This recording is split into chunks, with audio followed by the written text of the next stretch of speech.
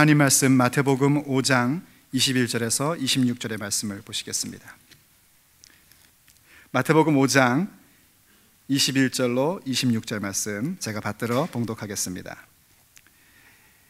옛 사람에게 말한 바 살인하지 말라, 누구든지 살인하면 심판을 받게 되리라 하였다는 것을 너희가 들었으나 나는 너희에게 이르노니 형제에게 노하는 자마다 심판을 받게 되고 형제를 대하여 나가라 하는 자는 공회에 잡혀가게 되고 미련한 놈이라 하는 자는 지옥불에 들어가게 되리라.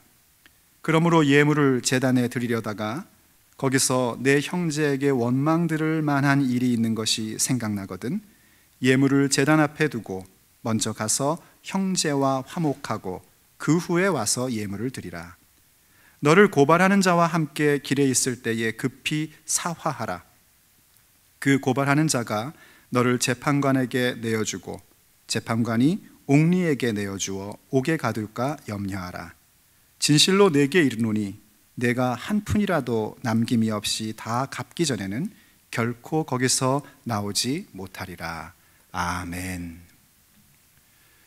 사람은 누구나 사랑과 존경을 받고 싶어 합니다. 누군가 나를 사랑할 것이라고 기대했던 사람, 또 나에게 마땅히 존중해주는 마음을 갖고 있을 것이라고 기대했던 사람들에게 그 사랑과 존중을 받지 못하면 그것은 깊은 상처가 되기 마련이죠. 그리고 그것은 심한 스트레스가 되기도 하고 심지어는 깊은 우울증까지도 온다고 합니다. 한 연구소의 조사에 의하면요, 사람들이 직장 생활하면서 뭐가 제일 어렵냐 하는 그 질문에 여러 가지 내용들을 답했는데 그것들을 가만히 분석을 해보면 86%가 인간관계의 어려움이다 라고 그렇게 대답을 했다고 합니다. 근데 그 인간관계의 어려움이라는 답변의 그 상위 부분으로 세 가지를 얘기하는 것이 뭐냐면, 첫째는 기질적으로 안 맞는다는 겁니다. 누군가가 기질적으로 안 맞는다, 그 얘기는 무슨 얘기냐면 그냥 꼴보기 싫다라는 얘기랍니다. 뭐 그냥 꼴보기 싫은 거예요. 그럴 때 있죠, 그렇죠? 그리고 두 번째로는 대화가 안 된다는 겁니다. 그리고 세 번째로는 요즘 뭐 이렇게 소통의 시대다 뭐 이런 얘기들 많이 하는데 자기 주장만 할 줄 알았지 뭐 이게 도대체 소통이 안 되는 그런 경우라고 합니다.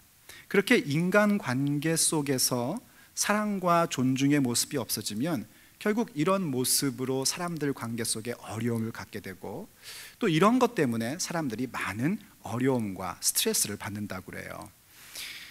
그러면서 사람들이 이런 얘기를 한답니다. 다른 건 다 참을 수 있다는 겁니다. 직장 생활에서 일이 어려운 것도 참을 수 있고, 또 월급이 좀 적은 것도 뭐 어떻게든 하여튼 견딜만 하다는 겁니다.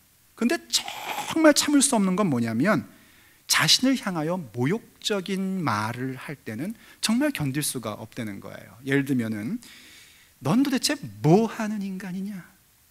이게 직장에서만이 아니라 사실 집에서도 많이 나오는 얘기죠. 혹은 너는 회사 월급만 축내는 사람이다. 야, 그것도 글씨라고 썼냐? 내 발로 써도 그거보다 낫겠다. 너 국민학교 나왔냐? 이런 얘기를 들으면 심한 모멸감을 갖게 되고 정말 살고 싶은 마음이 안 드는 겁니다. 그래서 요즘에는 이런 것들 때문에 너무 스트레스와 우울증이 심해져서 정신적인 그런 고통을 받아 정신과를 찾는 사람들이 점점 늘어나고 있다는 겁니다. 이렇게 사람의 관계가 서로 사랑하고 존중해주는 관계가 깨어지는 그 근본적인 이유를 우리가 파헤쳐 보면 결국 다른 게 아니라 그 사람에 대한 존중감이 없어지고 있기 때문입니다. 사람을 그저 도구화할 뿐이지 그 사람 자체에 대한, 그 사람 인격에 대한 존중하는 마음이 없어지고 있는 겁니다. 세상은 사실 점점 그렇게 가고 있습니다. 사람에 대하여 존중하고 그 인격 자체에 대해서 귀히 여겨주는 것이 아니라 사람을 그저 나의 도구로 사용할 뿐입니다. 내 필요에 의해서 사용하는 것이고, 심지어는 그 상대방이 가지고 있는 아픔이나 결함까지도 내가 돋보이는 데에 사용되거나 혹은 그저 내 분풀이하고 화풀이하는 것으로 사용하고 있는 그런 안타까운 모습으로 계속해서 치닫고 있는 것을 우리는 보게 됩니다. 그런데 우리는 바로 그런 세상 속에 살면서 어떤 존재로 살고 있는 거냐면 그러한 어둠 속에 소금으로 살고 있는 겁니다.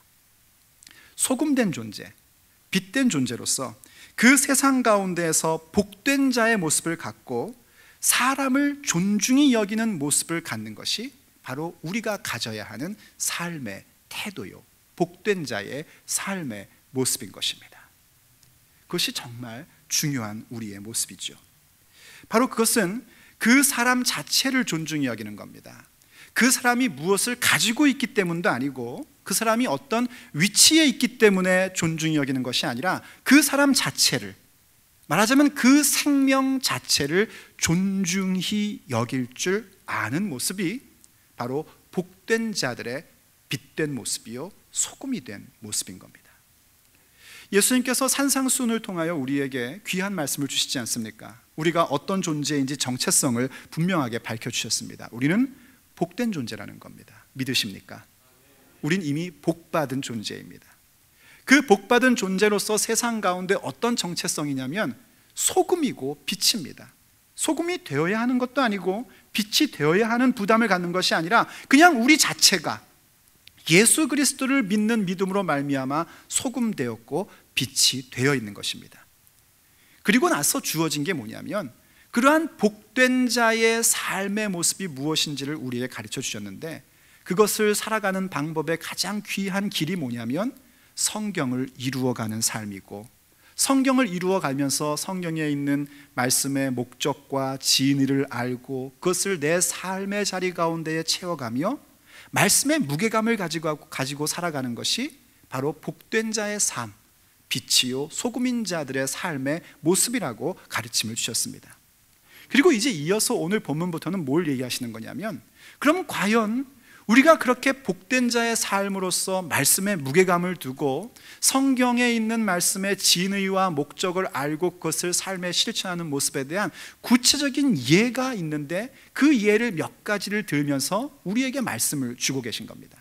그 첫 번째 것이 뭐냐면 오늘 본문 21절의 말씀인 겁니다. 다시 한번 같이 보시죠. 옛사람에게 말한 바 살인하지 말라. 누구든지 살인하면 심판을 받게 되리라 하였다는 것을 너희가 들었으나 하는 말씀으로 예제를 제일 먼저 시작을 합니다. 살인하지 말라 하는 말씀이 성경에 있단 말이죠. 여러분, 한번 제가 여쭤볼 테니까 다 대답해 보세요. 예, 아니요로. 살인해도 됩니까? 살인하면 안 됩니까?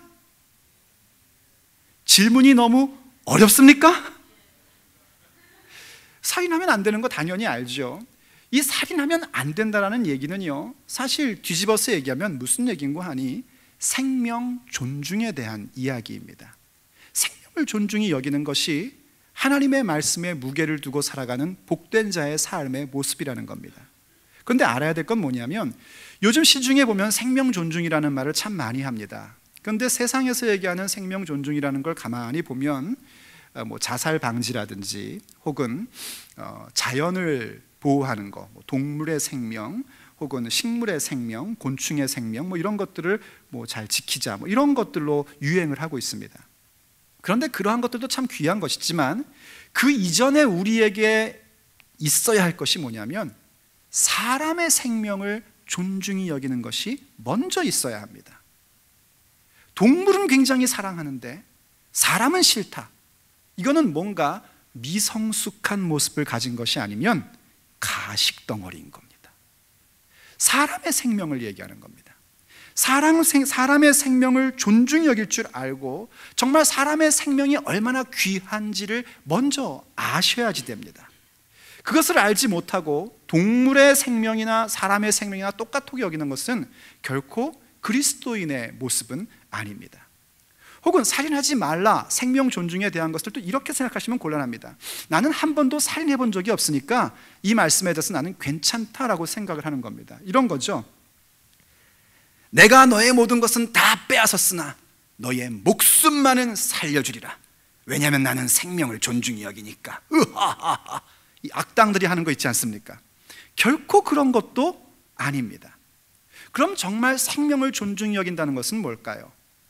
예수님께서는 살인하지 말라 하는 성경의 그 말씀의 진의가 무엇인지를 계속해서 설명해 주면서 오늘을 살고 있는 예수의 사람들이 복된 자의 삶을 살면서 생명 존중한다는 게 뭔지 그 구체적인 내용들을 우리에게 가르침으로 주고 있는 것입니다. 첫째로, 생명을 존중한다는 건 뭔가? 그것은 나와 함께하는 믿음의 동반자를 존중히 여기는 것입니다. 오늘 본문 22절을 다시 한번 같이 읽어보겠습니다. 앞에 스크린을 보시거나 성경을 보시면서 읽겠습니다. 시작. 나는 너희에게 이르노니 형제에게 노하는 자마다 심판을 받게 되고 형제를 대하여 라가라 하는 자는 공회에 잡혀가게 되고 미련한 놈이라 하는 자는 지옥불에 들어가게 되리라. 아멘. 아멘이 되십니까? 좀 뜨끔하진 않습니까? 저는 엄청 뜨끔한데요. 이 노한다라는 건 분노를 얘기하는 겁니다. 화를 내는 것이죠. 그런데 이 화가 단순한 화가 아니라요, 형제를 향해서, 자매를 향해서 심각한, 아주 신랄한 격분을 품고 있는 걸 말하는 겁니다. 물론 우리가 살면서 화를 낼 수 있습니다. 거룩한 분노라는 것도 있습니다. 거룩한 분노라는 것은 그 상대에 대한 잘못된 모습을 보면서 분노를 느끼고 그리고 그것을 교정해 줍니다. 거룩한 분노는 결코 그 분노가 죄로 가서도 안 되고 지속되어서도 안 되는 겁니다. 우리가 많이 알고 있는 에베소서 4장 26절과 27절에 보면 이렇게 얘기하고 있지 않습니까? 분을 내어도 죄를 짓지 말며 해가 지도록 분을 품지 말고 마귀에게 틈을 주지 말라라는 말씀이 있습니다. 분을 내어도, 분낼 수 있어요. 왜 분을 낼 수 있냐면은 이 분노라는 것, 화라는 거는 기대에 대한 실망으로 나오는 감정입니다. 그래서 분노 관리를 해야 된다 할 때는 그건 무슨 관리냐면 기대감 관리라는 겁니다. 그러니까 기대하지 말라는 얘기가 아니라 누군가에 대한 기대감을 잘 관리해야 분노가 없어진다는 거예요. 여러분들이 결혼 생활하면서 배우자에 대하여 기대하는 마음이 있지 않습니까? 또 부모에 대해서 기대하는 마음이 있고 자녀에 대해서 기대하는 마음이 있고 교회에 오면 교우들에 대하여 기대하는 마음이 있습니다. 자기 나름대로 가지고 있는 기준에 따라서 기대를 합니다. 그런데 그 기대가 충족되지 못하면 화가 나는 거예요. 그러니까 화날 수 있죠. 우린 누구나 다 기대하며 살지 않습니까? 내 삶에서도 이런 걸 예상했는데 그 기대가 탁 없어져 버리고 뭔가가 지연되는 것 같으면 화가 날 수밖에 없는 게 사람의 감정입니다. 그런데 그 분노가 죄로 가버리면 안 된다는 겁니다. 그리고 그 분노가 해가 지도록 품고 있으면 안 된다고 그래서 누가 그러는데 아침에 해 뜰 때 분노를 품으면은 요즘같이 캐나다의 이 서머 타임일 때는 데일라이트 세이빙 때는 와! 한 9시 반까지는 분낼 수 있어. 이런 얘기 아닌 거 아시죠? 분노가 지속되어서는 안 된다는 겁니다. 왜냐하면 이 분노가 지속돼 버리면 우리의 원수 마귀에게 틈을 주게 되기 때문입니다. 그러니까 오늘 본문에서 얘기하고 있는 이 분노라는 것은 우리가 가질 수 있는 감정적인 부분 혹은 거룩한 분노의 차원이 아니라 그 분노의 감정 속에서 우리를 죄 가운데로 끌고 가고 있는 그 분노, 바로 그거를 얘기하는 겁니다. 그래서 그 분노가 우리를 어디로 끌고 가냐면 형제를 향해서 뭐라고 얘기한다고요? 형제를 향해서 악한 감정을 갖는 것뿐만이 아니라 그를 향하여 라가라고 욕을 하게 되고 미련한 놈이라고 말을 하게 된다는 겁니다. 라가라는 것은요, 히브리인들의 욕인데 뭐 대단한 욕도 아닙니다. 뭐 우리가 사람들이 하는 그런 뭐 요즘 캐나다에 사는 무슨 뭐 FG 뭐 이런 욕들이 아니에요. 이건 그냥 그 뜻이 쓸모없다라는 그런 뜻입니다. 아유, 저 쓸모없는 사람 저거, 그거 뭐 이렇게 대단한 욕도 아닌 것처럼 느껴지지 않습니까? 그런데 그런 라가라 하는 자는 공회로 잡혀가게 되고 미련한 놈, 아이고 저 미련 덩어리 저거 미련, 아이고, 이런 말 우리 참 쉽게 하지 않습니까? 미련하다는 건 뭐냐면 너가 하고 있는 판단, 너가 하고 있는 행동은 가치가 없다, 이런 의미입니다. 그거 참 가치 없는 행동이다, 이런 얘기거든요. 그렇게 말하는 자들은 무시무시한 말씀을 하시는데 지옥불에 들어가 버린다는 거예요. 무슨 얘기냐면 내 마음과 내 태도 속에 나와 함께 가고 있는 믿음의 사람들, 내 형제요 자매요, 내 배우자요, 내 부모요, 내 자녀요, 내 교우들을 향해서 너의 생각, 너의 판단, 너의 움직임, 그것은 참 쓸모없는 것이고 참 가치 없는 것이다 라고 결정하는 그 태도는 결단코 복된 자의 삶이 아니라는 것입니다. 그것은 결단코 생명을 존중하는 것이 아니라는 겁니다. 생명을 존중한다면 그 형제 자매를 향하여, 나의 주변에 있는 사람들을 향하여 그들을 향한 존중의 마음을 가져야 한다는 것입니다. 이러한 모습이 우리들 가운데에 나와 함께하는 사람들에게 늘 나타나고 있는 것을 보지 않습니까? 나의 가족에게, 내 교우에게, 내 친구들에게 그런 모습을 우리가 갖습니다. 그들이 갖고 있는 생각과 행동 방식이 틀린 것일 경우에는 고쳐주고 권면해서 서로 고쳐가야 되는 겁니다. 근데 틀린 게 아니라 어떤 차이에 대한 부분, 다른 정도의 부분에 대해서, 그리고 살다 보니까요 대부분은 다 그냥 다른 정도입니다. 제가 결혼을 20대 후반에 했습니다. 좀 일찍 했죠. 결혼을 왜 이렇게 좋아해? 20대 후반에 제가 이제 결혼을 해가지고 30대를 거치면서 왜 내 아내는 저러지? 하고 틀렸다고 생각한 것들이 많았습니다. 근데 제가 이제 40대 후반으로 접어들면서 결혼 생활 20년 가운데 20년을 거쳐가면서 제가 갖고 있는 건 뭐냐면, 그때 틀렸다고 생각했던 것들이 틀린 게 아니었다는 것을 제가 깨닫고 있습니다.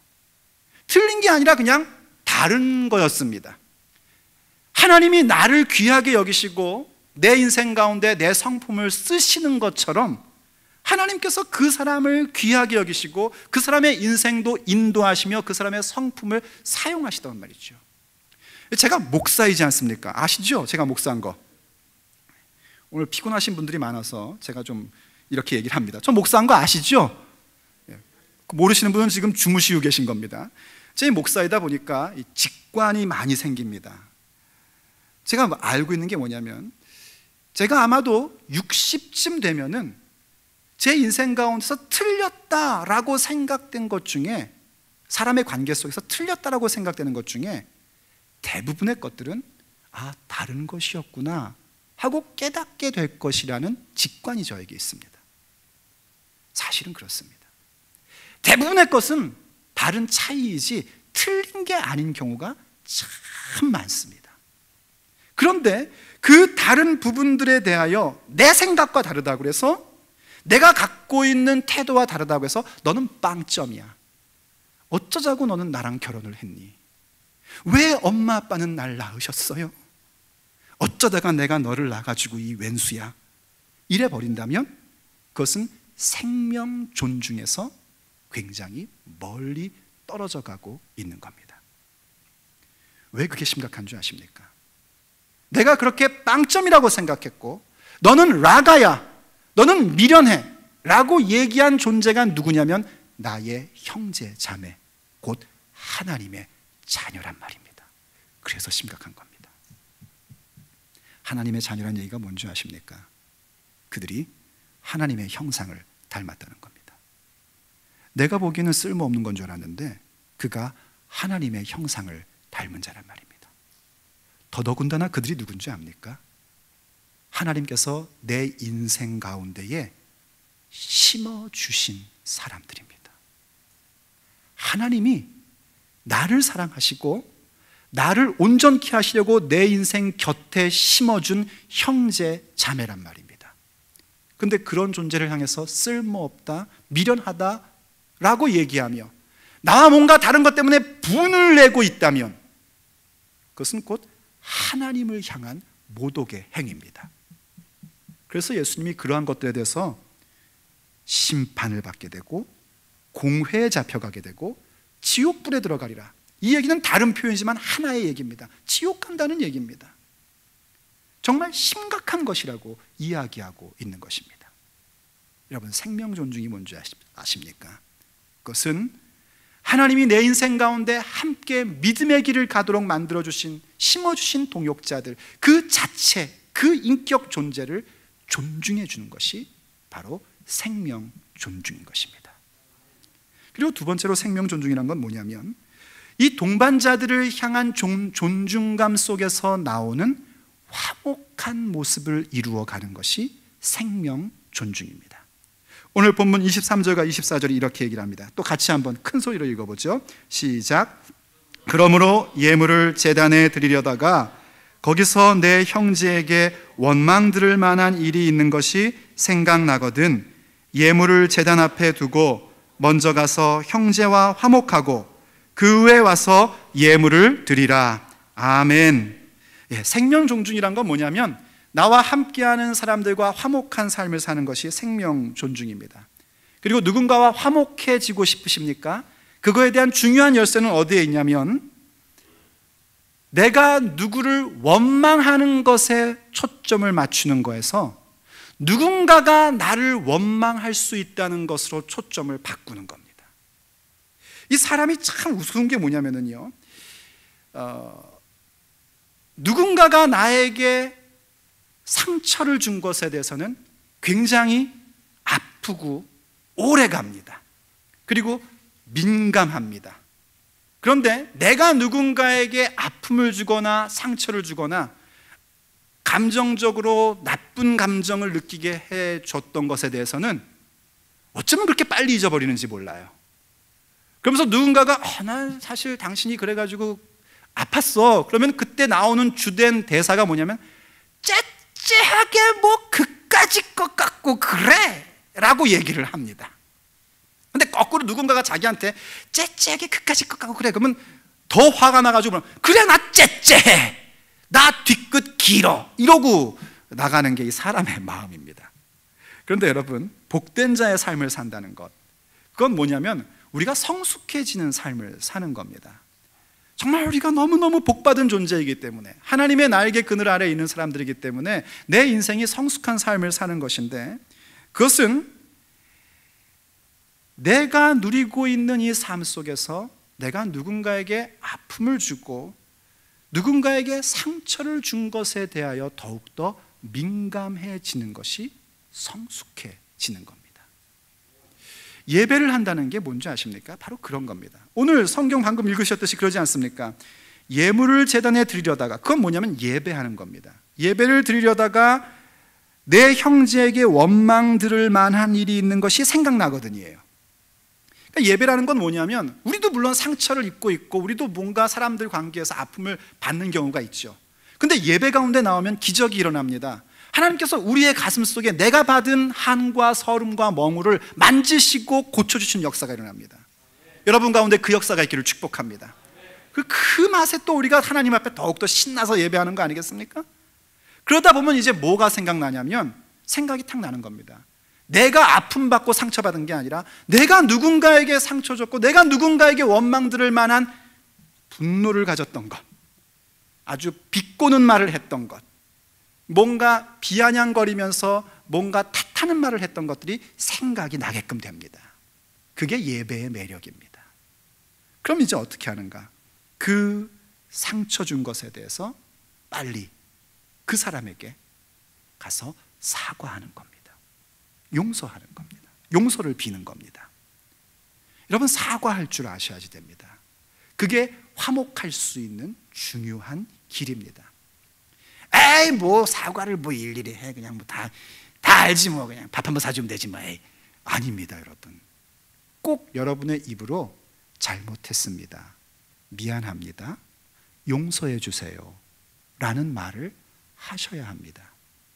그게 그 사람의 생명을, 그 사람의 인격을 존중해 주는 겁니다. 혹시 오늘 아침에 뭐 부부싸움 하신 분 있습니까? 이따가 예배 끝나면서 나갈 때 슬쩍 붙잡고 미안해, 용서해 줘, 꼭 이 얘기할 수 있는 성숙함이 있기를 축복합니다. 바로 그러한 모습은 사실은 어떤 거냐면 하나님 말씀을 굉장히 귀하게 여기는 태도입니다. 우리가 서로 화목해지려고 하는 것은 하나님 말씀을 귀하게 여기는 태도예요. 데살로니가전서 5장 13절이 이런 얘기를 했습니다. 데살로니가전서 5장 13절에서요, 그들의 역사로 말미암아 사랑 안에서 가장 귀히 여기며 너희끼리 화목하라 하는 말씀입니다. 여기 그들의 역사의 그들이 누구냐면요, 그 바로 앞에 절에서 설명해 주고 있는데 말씀 사역자들을 얘기하는 겁니다. 우리식으로 얘기하면 목사입니다. 목사의 역사, 이 역사라는 건 무슨 히스토리가 아니라 목사가 하는 일입니다. 목사가 무슨 일을 하죠? 밥 먹는 일을 합니까? 목사는 말씀 가르치는 일을 하지 않습니까? 말씀을 가르치고 설명해주고 여러분을 영적으로 인도합니다. 그 일 때문에 사랑 가운데서 그 목사들을 귀히 여기라는 겁니다. 여러분, 저 좀 귀히 여기십시오. 예, 귀히 여기라는 겁니다. 근데 그 귀히 여기는 방법이 뭔가 했더니 바로 이어서 얘기하기를 너희들 서로 화목하라는 겁니다. 뭐 귀히 여겨서 밥 사주는 것도 고맙고요, 귀히 여겨서 뭐 목사님 귀해요 말해주는 것도 고맙고요, 뭐 와서 허그해주는 것도 고맙고요, 다 좋아요. 그런데 정말 말씀 사역자를 귀히 여긴다면 뭘 해야 되냐면 여러분들끼리 화목해야 된다는 겁니다. 성도들끼리 싸우면요 목사는 미칩니다. 뭐 어떡하라는 겁니까 도대체? 제가 목회하면서 성도들끼리 치고받고 싸우는 것도 본 적이 있거든요. 그건 뭘 반증하는 거냐면 목사를 귀히 여기지 않는다는 겁니다. 여러분, 자식이 여럿이 있는데 자식끼리 막 싸우면 어때요? 혹시 부모님 중에 그런 분 있습니까? 싸워 이기는 놈 내 자식, 지는 놈은 내 쫓을 거야 이러십니까? 뭐 싸우면은 그거 가만 안 두지 않습니까? 왜 싸우냐 하면서 뭐 일장연설이 나갈 거 아닙니까? 그리고 부모의 가슴은 싸우는 형제 보면은 마음 아픈 거 아니겠습니까? 그리고 자식들이요 싸운다는 건 결국 부모를 귀히 여기지 않는 행동입니다. 물론 애들이 싸울 수 있죠. 뭐 장난감 하나 더 자기가 갖고 놀겠다고 싸우기도 하고 맛있는 것도 하나 먹겠다고 싸우기도 하고, 그러다가 또 언제 싸웠는지 둘이 모여가지고 하하호호 거리고 뭐 싸워가지고, 저희 애들 어릴 적에도 참 싸우는데 싸우면 제가 하던 게 뭐냐면 일로 와, 둘 다 귀 잡고 마주봐. 서로 이제 귀 잡고 이러고 봐요. 그러면은요 처음에는 째려보면서 서로 죽이듯이 잡으다가 30초가 안 걸려갖고 이러고 웃기 시작을 해요. 그러면 이제 제가 옆에서 슬쩍 숨어가지고 이제 괜찮구나 한 다음에 벌 받는 놈들이 웃고 있어! 이러면 저도 웃음이 막 나죠. 끝난 거예요. 그러면 그냥 그런 싸움 말고요, 이제 성장했는데 다 컸는데 싸우고 있다면 그거는 부모를 귀히 여기지 않는 겁니다. 교회에서도 마찬가지입니다. 성도끼리 싸운다면 그거는 목사들의 말씀 사역을 귀히 여기지 않는 행동인 겁니다. 그리고 그것은 목사의 말씀 사역을 귀히 여기지 않는 정도의 차원이 아니라 목사를 통하여 주시는 하나님의 말씀을 귀히 여기지 않는다는 겁니다. 목사가 잘났고 목사가 대단해서가 아닙니다. 하나님의 말씀이 귀하기 때문입니다. 말씀을 귀히 여기지 않는 태도, 그것은 곧 우리끼리 화목하지 않는 모습을 갖는 겁니다. 여러분, 우리는 철난 그리스도인이 되어야 됩니다. 성숙한 그리스도인이 되어야 됩니다. 성숙한 그리스도인이 된다는 것은 상대방의 생명을 존중히 여기기 때문에 내가 그에게 준 상처가 있을지도 모른다는 생각 속에서 그와 화목한 자리로 들어가기로 결정하는 것입니다. 복된 자를 깨달아가는 것은 그만큼 성장하고 성숙한 삶을 산다는 것인데, 그것은 우리가 서로 화목하게 살아가는 겁니다. 여러분, 싸우면 누가 사과하는 건지 아십니까? 흔히 그러죠. 싸우면 잘못한 사람이 사과하는 거라고요. 부부싸움 하면 누가 사과해야 되는 줄 아십니까? 아시다시피요, 부부싸움 하면은요 둘 다 잘못한 겁니다. 부부싸움에 무슨 나라와 민족이 있습니까? 영적 구원이 있습니까? 별거 아닌 거 가지고 서로 싸웠다는 건 벌써 둘 다 틀렸다는 겁니다. 그럼 누가 사과를 한 줄 아십니까? 성숙한 사람이 사과를 하는 겁니다. 싸웠을 때 사과하는 사람은 틀린 자가 아니고요, 틀린 사람은 사과할 줄 모릅니다. 성숙한 사람이 먼저 미안하다 얘기하고 먼저 용서를 구하는 법입니다. 여러분, 성숙한 자로 서시기를 바랍니다. 세 번째로요, 예수님이 생명 존중에 대한 모습으로 강조하고 있는 것은 나에게 함께하도록 살게 해주신 믿음의 형제자매들, 아내이든 남편이든 부모이든 자식이든 교우들이든 내 인생에 심어주신 믿음의 동반자들을 존중히 여기고, 혹 내가 그들에게 주었을 상처 때문에 얼그러지는 그런 관계 속에서 화목의 관계로 가는 것인데, 그것에 대하여 빨리 기회가 있을 때에 하라고 우리에게 가르침을 주고 있습니다. 빨리 기회가 있을 때 하라는 겁니다. 오늘 본문 25절과 26절이 이렇게 얘기합니다. 너를 고발하는 자와 함께 길에 있을 때 급히 사화하라. 그 고발하는 자가 너를 재판관에게 내어주고 재판관이 옥리에게 내어주어 옥에 가둘까 염려하라. 진실로 내게 이르노니 내가 한 푼이라도 남김이 없이 다 갚기 전에는 결코 거기서 나오지 못하리라 하고 말씀을 하십니다. 어떤 신학자들은요, 이 말씀은 그냥 얼떨결에 들어가 붙은 거라고 그렇게 얘기합니다. 그렇지 않습니다. 하나님의 말씀은 얼떨결에 들어와 붙는 게 없습니다. 하나님께서 말씀해 주시는 것이고 얼떨결에 붙는 것 같으면 자기가 미련해서 깨닫지 못하는 겁니다. 이 말씀은 정말 중요한 얘기입니다. 이게 지금 무슨 배경에서 하시는 말씀이냐면 당시의 로마 법의 배경 속에서 설명을 하시는 거예요. 당시 로마 법은요, 사람과 사람 사이에 민사의 어떤 문제, 사람들끼리 살면서 생기는 문제가 있을 때, 특별히 돈을 꾸고 갚지 않은 이런 문제가 있을 때에 법정에 가서 고소를 하고 법정을 통하여 그것을 갚게끔 합니다. 그런데 재판을 받으러 가는 길 도중에라도 나를 고발한 사람에게 가서 개인적으로 화해하는 겁니다. 요즘 말로 하면 합의를 보는 거죠. 내가 며칠 후에 갚겠다든지 혹은 빚을 좀 더 갚는다든지 이렇게 서로 합의를 보면 아무리 법정 날짜가 잡혔다 할지라도 재판은 이루어지지 않습니다. 그리고 그냥 없던 일로 됩니다.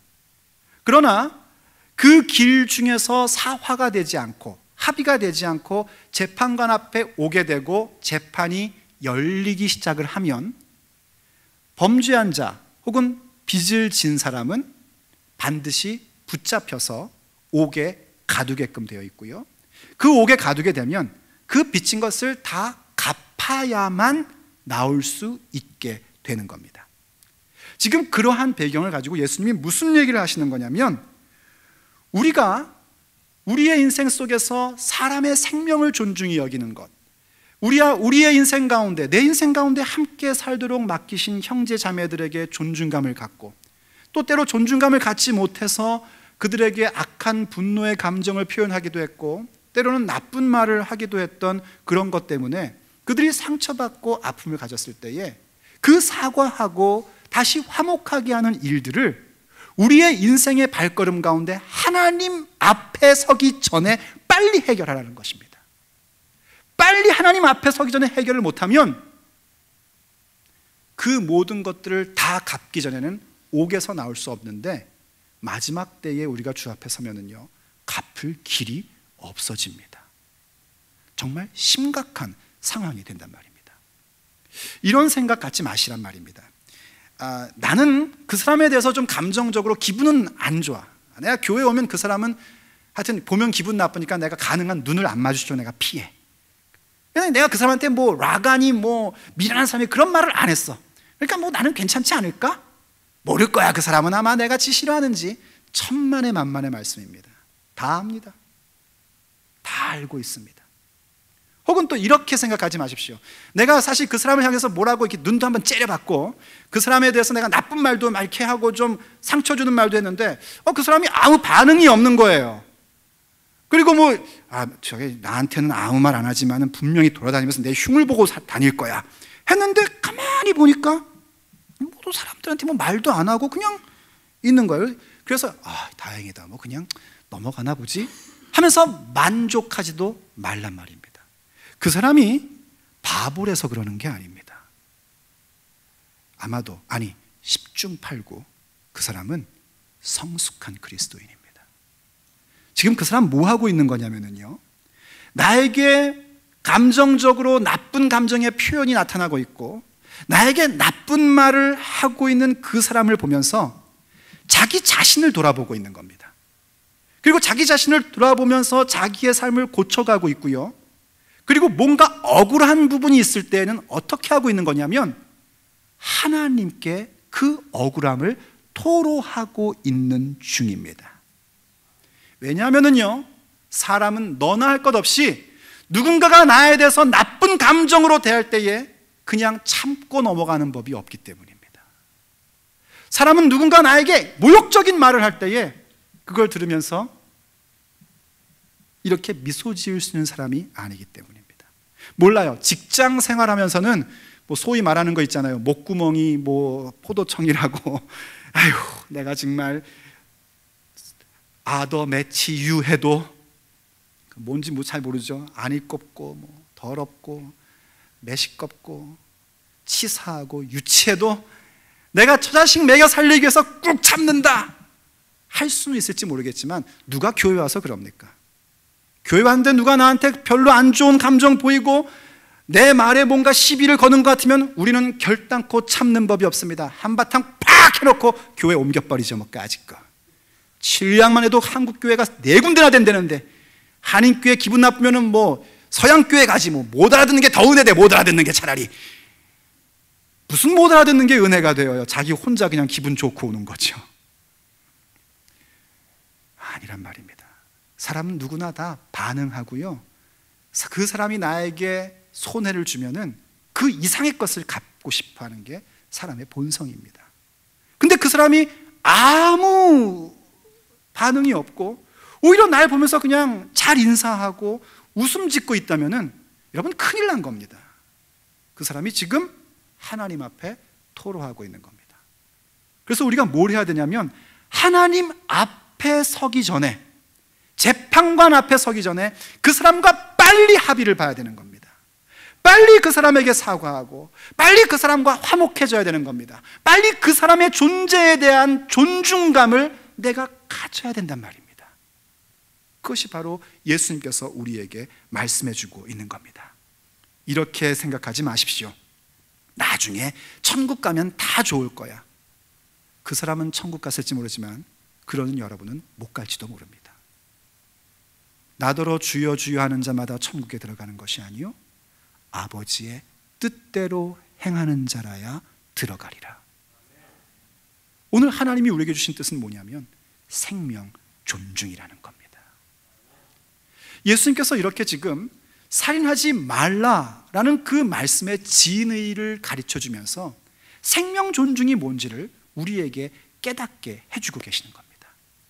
지금 내 옆에 있는 이 사람들, 나와 함께 살고 있는 집에 있는 그 사람들, 내 배우자, 내 자녀, 내 부모, 그들 존재 자체를 존중히 여기고 내가 그들에게 상처 주는 분노의 감정과 말을 하는 자가 아니라 혹 내가 실수해서 그렇게 했다 할지라도 얼른 사과하고 화해함으로써 화목한 모습을 만들어가고, 그 화목한 모습을 만드는 데 있어서 내일로 미루는 것이 아니라 빨리 주님 앞에 서기 전에 빨리 사과하는 모습을 갖는 것, 그게 바로 생명 존중이란 말입니다.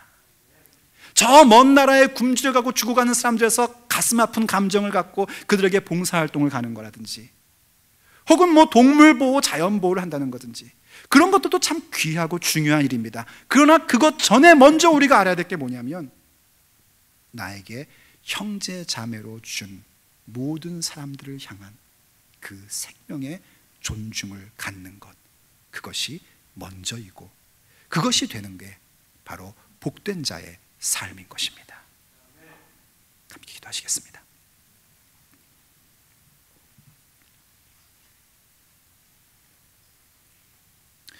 오늘 여러분의 목소리로 잠깐 좀 기도했으면 좋겠습니다. 우리가 정말 복된 자의 삶을 살아가는 사람들인데 그것에 대한 구체적인 이야기로 예수님께서 제일 먼저 생명 존중을 말씀해 주셨습니다. 거창한 행사도 아니고 대단한 것이 아니라 내가 이 믿음의 길을 가면서 함께 가고 있는 형제 자매들, 부모님, 내 아내, 내 남편, 내 자식, 교회의 동반자들, 그들에 대해서 존중감을 갖고 화목하며 내가 그들에게 잘못된 것에 대해서 사과하는 모습을 기회가 있을 때 빨리 하는 그 모습이 바로 생명 존중이라는 것을 깨닫게 하시고 가르쳐 주셨습니다. 그렇다면 이제 우리가 그 일을 행하는 자가 되어야 합니다. 먼저 하나님 앞에 내가 주변에 있는 사람들의 생명을 존중히 여기지 않았던 것들에 대하여 회개하십시오. 회개하셔야 됩니다. 그리고 오늘 이 시간 이후로 생명의 존중의 모습으로 나아가기를 결정하십시오. 하나님께서 여러분의 삶에 어그러져 있고 여러분의 삶에 무너져 있고 여러분의 육체에 아픔으로 오고 있는 것들을 치유해 주시는 역사가 일어날 것입니다. 이 시간 우리가 그러한 제목을 가지고 잠시 주 앞에 우리의 목소리, 나의 목소리가 내 귀에 들릴 만큼 소리를 내어서 함께 기도하도록 하겠습니다. 같이 기도합니다. 아버지 하나님, 그렇습니다. 주님께서 우리 가운데 은혜를 베풀어 주셔서 우리가 복된 자가 되었고 우리가 복된 자의 삶을 누리며 살고 있는 사람들입니다. 주님 앞에 서는 그날까지 우리가 정말 주의 뜻을 따라가며 아버지의 말씀으로 나아가기를 간절히 바랍니다. 하나님께서 주시는 그 삶을 우리가 살아갈 수 있기를 간절히 바랍니다. 아버지요, 정말 생명 존중이 무엇인지를 알게 하셨는데 그 생명 존중의 삶을 우리 모두가 이루어갈 수 있도록 도와주시옵소서. 하나님, 나의 삶에 함께 믿음의 길을 가도록 주신 동반자들을 우리가 생각해 봅니다. 나의 배우자와 자녀와 부모들을 기억해 보고, 특별히 한 교회를 섬기고 있는 믿음의 동반자들을 돌이켜봅니다. 우리가 그들에 대한 존중감을 갖게 해주시옵소서. 우리가 그들을 향한 존중의 마음을 갖는 자가 되게 하여 주옵소서. 아버지께서 역사해 주시기를 간절히 바랍니다. 주여 역사해 주시옵소서. 아버지 인도해 주시기를 간절히 바랍니다. 주여 인도해 주시고 역사해 주시옵소서. 주님 감사합니다. 주님. 주님 그렇습니다. 주님 역사해 주시옵소서.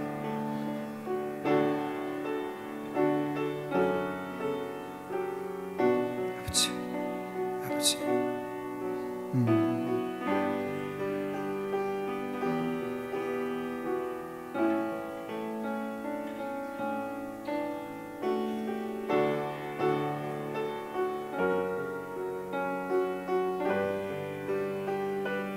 아버지 도와주시옵소서.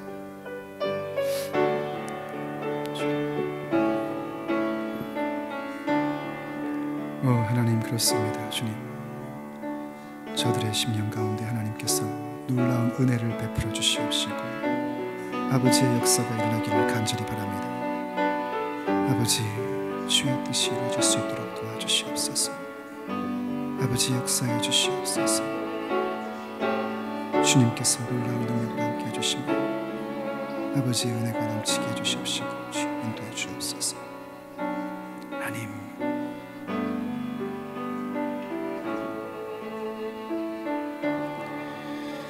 사랑하는 아버지, 아버지께서 우리의 삶에 복락을 베풀어 주시고 복된 자의 삶을 누리게 하여 주셔서 감사드립니다. 우리의 인생 속에 생명 존중에 대한 깨달음을 주셔서 감사드립니다. 하나님, 참 생각해 보면 나의 인생의 여정 속에 함께 살아가고 있는 사람들이 얼마나 귀하고 귀한 사람들인지, 그들이 있기에 내가 있었고 또 그들이 함께하기에 우리의 믿음의 그 길이 결단코 외롭지 않고 고달프지 않았던 것을 기억합니다. 그걸 알면서도 우리들이 때때로 내 곁에 있는 사람들을 향해서 내 생각과 내 기대와 다르다고 화를 내고 악한 말을 했던 어리석은 사람들이었던 것을 주 앞에 고백합니다. 우리를 용서해 주시옵소서. 말하지 않았어도 내 마음속에 왜 저 사람이 내 인생 가운데 같이 있어서 이렇게 피곤하나, 왜 저 사람을 내가 만나서 이렇게 힘이 드나 하는 생각을 가졌었습니다. 그것이 얼마나 하나님을 모독하는 일이고 하나님을 거역하는 일인지 우리가 오늘 깨닫습니다. 우리를 용서하여 주시옵소서. 이제는 우리가 그들을 존중히 여기고 그들에게 상처 줬던 우리의 감정과 아픔 주었던 우리의 말과 태도에 대해서 사과하며 용서를 구하는 자가 되겠습니다. 하오니 하나님, 우리 가운데 능력을 베풀어 주시옵소서. 뒤로 미루지 아니하고 기회가 있을 때 그 일들을 할 것입니다. 그렇게 예수님이 가르쳐 주신 생명 존중의 모습을 우리의 삶의 모습으로 만들어 갈 것입니다. 하오니 하나님, 우리 가운데 역사해 주시옵소서. 그래서요 하나님, 이 시간 하나님 앞에 특별한 은총을 구합니다. 오늘 이러한 제목의 기도를 드리며 주 앞에 간구한 백성들에게 하나님께서 작은 선물과 표시를 주시기를 간절히 바랍니다. 저들의 삶의 아픔과 저들의 삶의 고통이 있는 부분들을 주께서 깨끗이 낫게 하여 주시옵소서.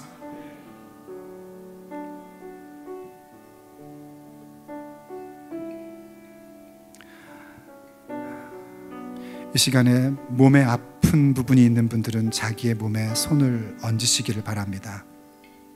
아픈 부위에 손을 얹고요, 또 자기의 가슴 속에 누군가로 인하여 상처 입고 또 고통받는 부분이 있는 분들 가슴에 손을 얹으십시오.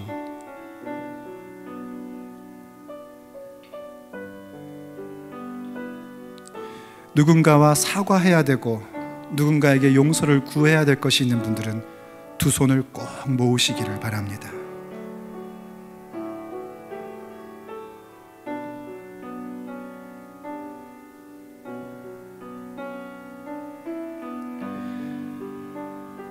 사랑하는 하나님, 이 시간 하나님 사랑하는 하나님의 자녀들이 하나님을 믿는 믿음을 가지고 이 종이 말하는 대로 순종하며 그 행위를 가졌습니다. 아픈 부위에 손을 얹었고 가슴에 손을 얹었고 두 손을 꼭 모았습니다.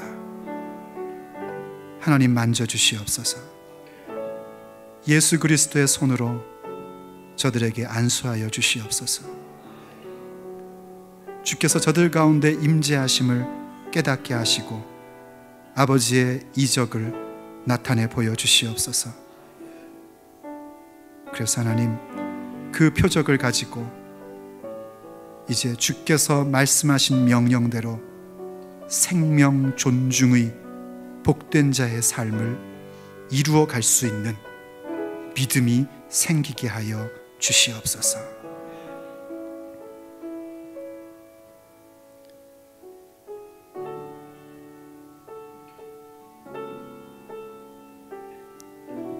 예수 그리스도의 이름으로 모든 묶임은 풀어질지어다.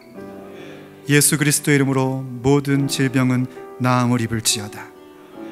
예수 그리스도의 이름으로 모든 관계는 회복될지어다.